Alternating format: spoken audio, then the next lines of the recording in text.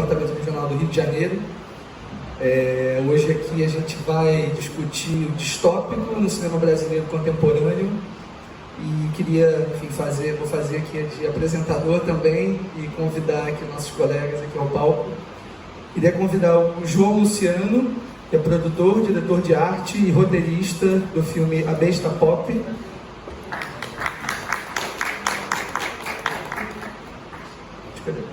O Arthur Tadayeski, que é diretor e montador do A Besta Pop. O Rodrigo Aragão, diretor do A Mata Negra.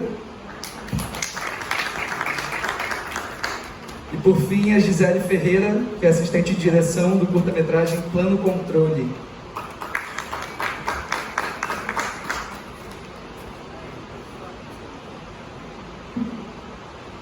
Bom, obrigado pela presença de vocês. Acho que é uma mesa curiosa aqui. São 3 filmes muito distintos e acho que isso mostra a força do que é discutir distopia dentro do nosso cinema. Enfim, a distopia ela tem diversas facetas, né? É uma ideia que a gente pode associar, né, dentro do cinema ao cinema de gênero, e a gente pode associar muito também ao cinema queer, e a gente pode associar ao cinema político, entre aspas, né? Perpassa um pouco, acho que todas essas coisas. E eu acho que os 3 filmes, enfim, vocês representam muito dentro disso, e eu acho que quando a gente pensa em distopia, a gente pode, num primeiro momento, pensar, né, em horror, ficção científica, mas eu queria, enfim, começar essa mesa pensando no presente, pensando no Brasil.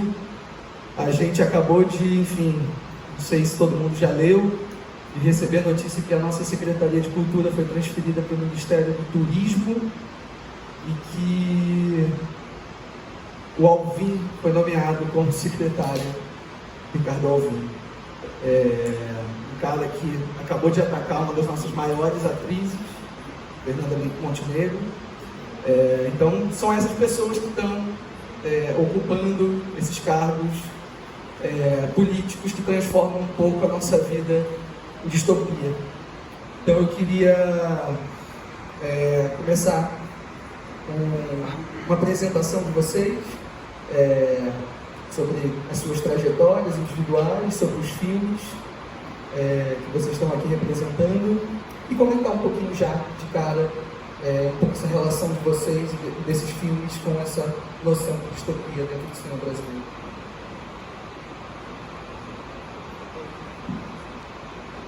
Olá, boa noite. Eu sou João Luciano, eu sou maranhense, mas eu estudo cinema em Belém do Pará, onde nós realizamos a Besta Pop. É um longa-metragem histórico, retrofuturista, trash também, que a gente gosta de chamar assim. Eu fui diretor de arte, produtor e roteirista do filme. E Blade Runner 2019, né? Cada vez, a gente filmou em 2016 o filme, lançamos ano passado e vemos que ninguém quer orar, mas as coisas estão acontecendo de um jeito que a gente já está vivendo uma espécie de distopia. Toda hora sai uma notícia, toda hora acontece alguma coisa, e eu acho que foi um pouco desse espírito do tempo que nos levou a fazer uma distopia. No início nós nos reunimos no curso para fazer um longa-metragem, onde já era um desafio. E a gente se reuniu, roteiros, ideias, e resolvemos aumentar o desafio e fazer uma distopia, porque era uma maneira de representar Belém de uma outra maneira de como é vista comumente, estereótipos que permeiam, né, o imaginário sobre nós, sobre o Pará. E também tratar temas que a gente achava caros à nossa juventude, ao que está acontecendo no Brasil. Então foi mais ou menos por isso que a gente escolheu essa distopia, uma maneira também de refletir e falar, mas usar um pouco de cinema de gênero mesmo, para usar esse termo que é. um pouco de terror, um pouco de suspense, um filme queer também, como você falou. Já Besta Pop, o pop desse nome engloba muita coisa. E a gente tem muito orgulho dele, fazendo um convite. Ele vai ser exibido amanhã, 14 horas, no Cinema da Praça, todos os convidados. E obrigado pela presença. Não sei se está sendo transmitido ao vivo, mas um beijo para minha mãe também. Olá, boa noite. Eu sou Arthur, eu sou diretor, um dos diretores, né, e montador do filme. Estudei cinema, sou de Belém, estudei cinema lá mesmo. E, infelizmente, assim, fazer distopia no Brasil, em Belém, não é uma coisa muito distante da realidade, isso não é difícil, né? Até uma locação, tu acha rápido, assim, só filmar as pilas da tua casa, assim. E foi nesse, tem um sentimento, assim, em Belém, eu tenho esse sentimento de distopia muito, muito vivo, assim, muito presente. Porque a gente vive numa cidade que é, assim, cruelmente desigual, assim, muito desigual. Tanto na urbanização, na forma como a cidade se organiza, assim, a cidade se vira a costa para a sua periferia, totalmente. E nossos governos são péssimos, péssimos. E, assim, dentro dessa perspectiva, a gente tentou mostrar um pouco da gente, um pouco da nossa cidade. E acho que a distopia era o passo mais lógico dentro da ficção, assim, dentro de alguma coisa fantástica que a gente queria fazer, assim, um pouco diferente do drama, do observacional, assim, fugindo dos clichês, como o João falou, e foi isso que aconteceu.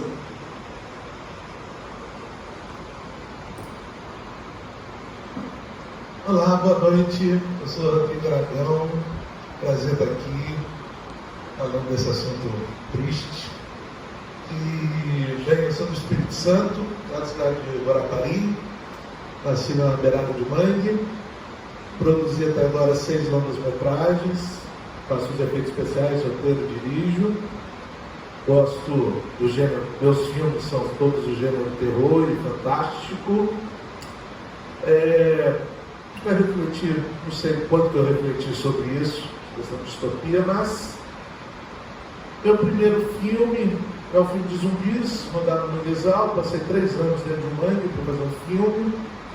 E esse filme fala sobre a justificativa para se ter zumbis, para a degradação absoluta, é que o Mangue está morto, então estaria apodrecendo. Eu fui criado na beira de Mangue Lindo, que realmente vem sendo lentamente assassinado. Esse filme foi lançado em 2008 e esse Mangue realmente foi totalmente assassinado. Todos os cenários que a gente teve já foram destruídos, já foram invadidos. A maioria dos lugares que eu filmei a gente não tem mais acesso a ele. As matas que aparecem já foram cortadas. Então, assim, tudo que foi dito no filme realmente veio a acontecer. Meu segundo filme, A Noite de Chupacabras, ele é meio western, sobre a falência ética de 2 famílias que acabam se matando. Então tem essa destruição familiar. Claro, não é nada muito sangue falso, né? Tem que deixar essa coisa divertida. O meu terceiro filme, ele é sobre uma estranha mancha negra que invade o mar, contamina os seres marinhos. Por sua vez, os seres marinhos acabam se tornando criaturas monstruosas, que por sua vez faz os pescadores falirem e serem contaminados e contaminar outras pessoas. Estou pensando seriamente em virar profeta em vez de cineasta. Vou fazer um filme que eu fico rico, para ver se funciona também. Meu quarto filme é um filme de histórias, é outra coisa, mas um alívio do ponto de vista de criança, mas também tem um final, talvez seja o final mais triste. Existe ali uma série de sentimentos, de atitudes tristes das crianças umas com as outras. A Mata Negra tem um final muito com pé. Eu não vou contar o final não, porque vai passar amanhã, viu? Eu quero convidar vocês para ver. Não vou contar o final não, mas ele é bem nessa pegada apocalíptica mesmo. E, enfim, o meu sexto filme vai ser lançado ano que vem, é um filme épico e tal. Mas eu acho que a pior coisa que pode acontecer com um diretor de terror é você ver a realidade ultrapassar a porra do seu roteiro, cara. Aí você pensa, poxa, eu podia ter pegado mais pesado, né? Esse momento hoje, eu acho que o noticiário é muito pior do que qualquer filme de terror, assim. Eu assisto filmes de terror hoje para me aliviar um pouco do estresse, né? Então tá difícil. Boa tarde. Eu sou a Gisele, fui assistente de direção do Plano Controle, que é também uma ficção científica, passada em Belo Horizonte, no interior de Minas. Acho que um pouco da distopia no filme está em dois aspectos. Assim. Primeiro, em exacerbar assim, um pouco essa realidade assim, atual do Brasil, a partir de alguns recortes de momentos da televisão brasileira. E no segundo momento em que a distopia acontece no sentido literal, assim, na não realização de um sonho, assim, na tentativa da personagem de se teletransportar, e aí ela está indo para Nova York, só que ela cai na periferia, num bairro chamado Nova York. E aí eu acho que é nesses momentos que a distopia se configura, assim, ela usa antenas de televisão como um método de locomoção, e até que vai tudo dando muito errado e ela acaba num tempo em que não se sabe quando exatamente, não se sabe onde também. E é muito interessante isso que você falou, porque uma das falas legais do filme assim, é que a personagem fala, graças a Deus que a gente saiu de 2016, aquele filme maldito. Não sabia que a gente chegaria em 2019 e viveria coisas muito mais catastróficas. Né? Então acho que é um pouco isso. Queria levantar uma discussão também que quando a gente estava vindo, né, para a mostra no dia 1º de novembro de 2019, muitas pessoas se deram conta de que era o ano corrente do Blade Runner. Você que já assistiu, né, o filme do Ridley Scott, baseado no livro do Philip K. Dick. Enfim, acho que é um grande exemplo de distopia, né, do cinema norte-americano. E como ele tem vários outros, né, filmes hollywoodianos que a gente tem como referência ali de cinema fantástico, cinema de ficção científica, ou de horror, ou distópico. E eu acho engraçado, né, que quando a gente vai pensar nesses gêneros aqui no Brasil, a gente tende a olhar para os nossos filmes com um olhar meio desconfiado, né? Ah não, a gente não tem orçamento, a gente não vai conseguir investir em efeitos especiais super elaborados. Eu acho que a trajetória do cinema brasileiro dentro desses gêneros, dentro dessa noção distópica, eu acho que já vem de muito tempo. Tem um autor, que é o Alfredo Supia, ele pesquisou muito a ficção científica no cinema brasileiro, e ele vai lá buscar filmes como Hitler Terceiro Mundo, do José Coutinho de Paula. Ele vai buscar o próprio Brasil anos 2000, do Walter Lima Jr., enfim, filmes que ali ainda, na década de 60, no final da década de 60, já estavam lidando com essas questões políticas, a partir de um ponto de vista da distopia e do cinema de gênero e da ficção. Eu queria entender um pouquinho com vocês como vocês localizam os seus filmes e a sua atuação dentro dessa lógica, né? Enfim, todos são filmes que lidam de alguma maneira com manipulação, seja em efeitos práticos, como no caso do Rodrigo Aragão, não só práticos, enfim, como os efeitos especiais mesmo de computador, fica bastante claro no Plano Controle, naquelas cenas que remetem à década de 90, talvez na Pop também, a gente tem uma personagem que está fazendo um filme dentro do filme, e a gente vê a própria imagem mudando, né? A gente vê aquela coisa daquele aspecto VHS. Queria entender como vocês articulam esses elementos dentro de vocês, a partir dessa perspectiva brasileira.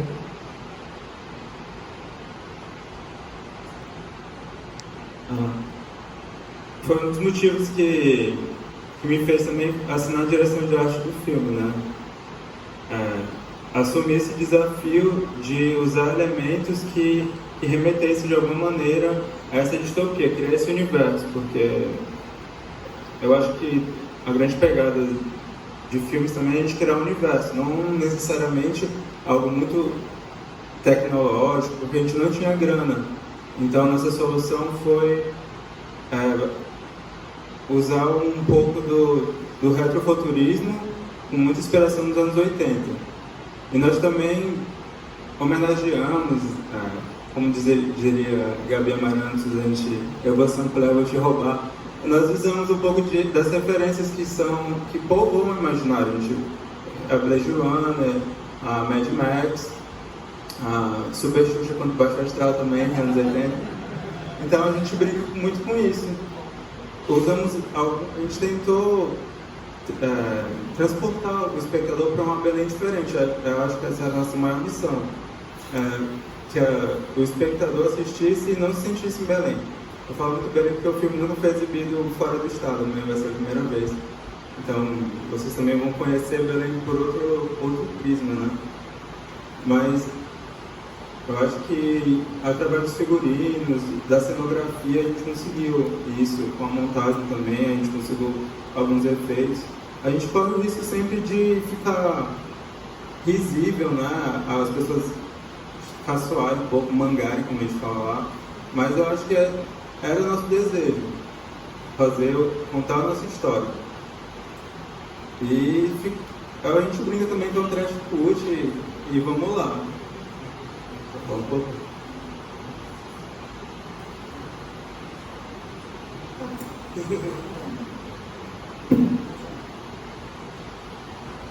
Eu não sei direito quando a gente pensa em algo, mas eu sempre fui muito verdadeiro com a minha vida, assim. Você imagina que a minha infância, dos 5 aos 11 anos, eu passei num bairro muito pobre, chamado Jabaraí, e era um bairro, apesar de muito pobre, muito bonito, assim, todo mundo tinha quintal, tinha uma manguezal, sempre tomei banho no mangue, sempre houve um contato muito grande com a natureza, com um povo nativo,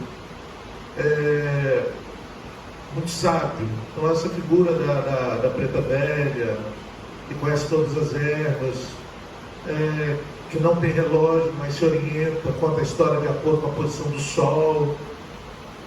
Isso fez muita parte da minha infância, essa questão da história dos pescadores, e sempre me contaram que antes era melhor, né? Antes o peixe era maior, antes a natureza era melhor, havia uma árvore maior ali, a qualidade de vida era melhor.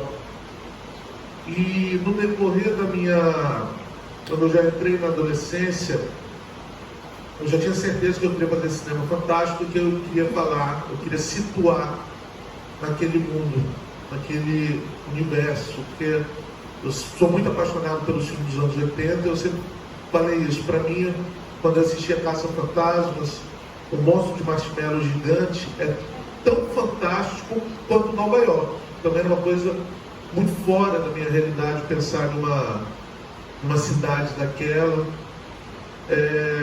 Então eu queria muito fazer filme fantástico ali. E essa questão agora não dá mais para tomar banho no mangue.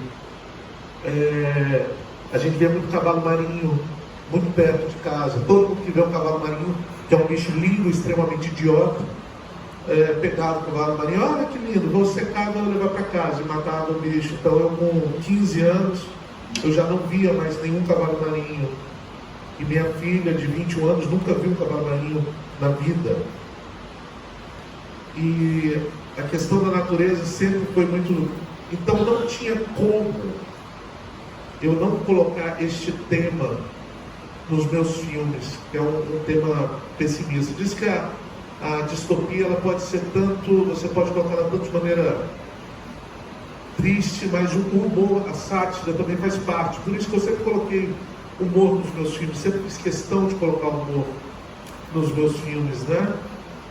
E essa questão de zumbis, claro que isso é uma metáfora, isso é chover no molhado, né? Mas nos últimos tempos, ou seja, 75% das pessoas da minha cidade votaram no atual governo.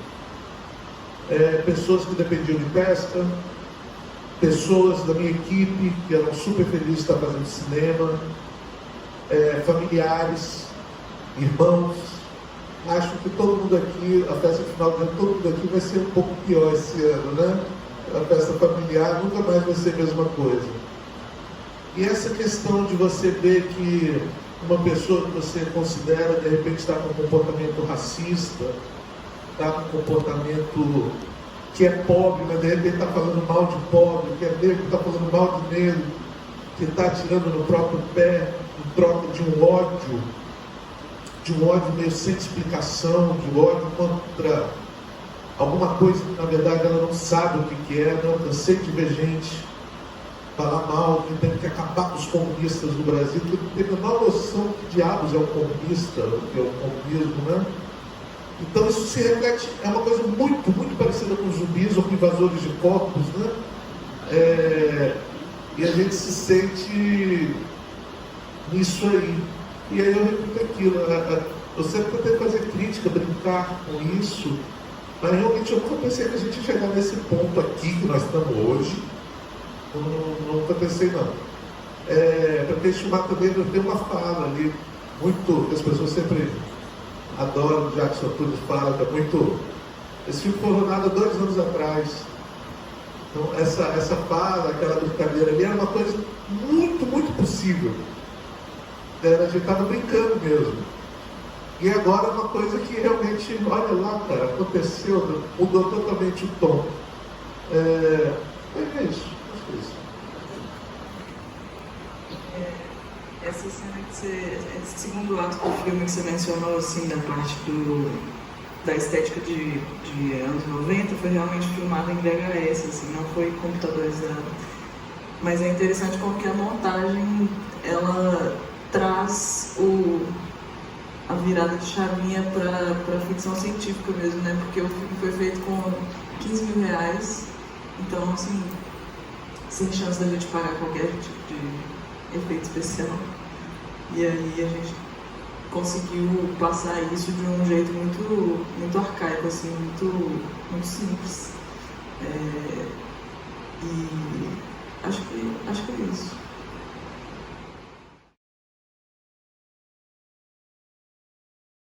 O grande desafio é sobreviver. E até abro um parênteses aqui para agradecer muito ao SESC.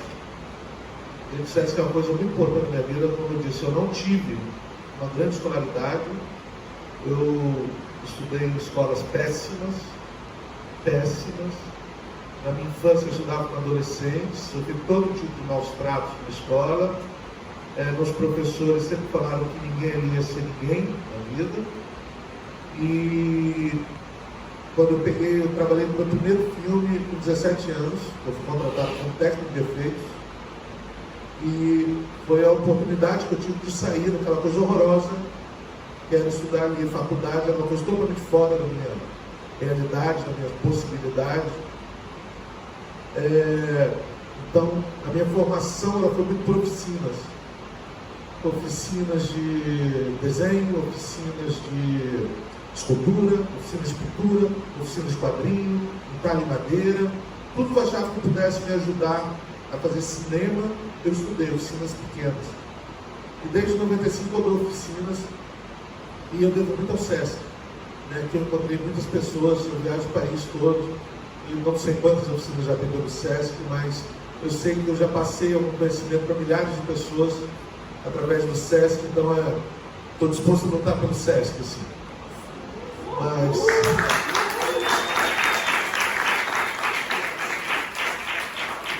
Mas chegando ao cinema, eu acho que as coisas se transformam, as coisas mudam, e passar um filme numa sala de cinema é o inferno.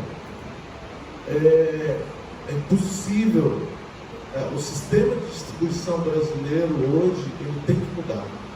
É como se a gente fosse táxi e hoje tem Uber. A gente tem que repensar Eu acho que a questão de distribuidora é uma coisa que não faz o menor sentido. É como a distribuidora, para mim, é como despachante de carro.